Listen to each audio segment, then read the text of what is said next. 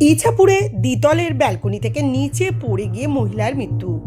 হ্যাঁ, তারপরে এসে দেখলাম যে বডিটা ঢাকা রয়েছে।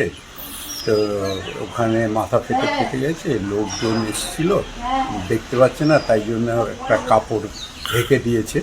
তো ওই ঢাকার পর যখন আমরা আবার পুলিশকে জানালো পাড়ার লোকরা যে এরকম হয়েছে, তখন পুলিশ এসে দেখে ওকে নিয়ে গেল বিএনবোস হসপিটাল। বাড়ি পরিষ্কারের সময় দ্বিতলের ব্যালকনি থেকে শটার নিচে পড়ে গিয়ে মৃত্যু হলো এক মহিলার। শনিবার সকালে মর্মান্তিক ঘটনাটি ঘটেছে নোয়াপাড়া থানার উত্তর বারাকপুর পুরসভার 15 নম্বর ওয়ার্ডের ইছাপুর নবাবগঞ্জ WC ব্যানার্জি লেনে। মৃতার নাম রীতা সাহা দাস, বয়স 58। স্থানীয় সূত্রে জানা গিয়েছে, প্রতিদিনের মতো ওই মহিলা বাড়ি পরিষ্কার করছিলেন। অসাবধানবশত দ্বিতলের ব্যালকনি থেকে উনি নিচে পড়ে যান। নিচে পড়ে গিয়ে তার মাথায় আঘাত লাগে।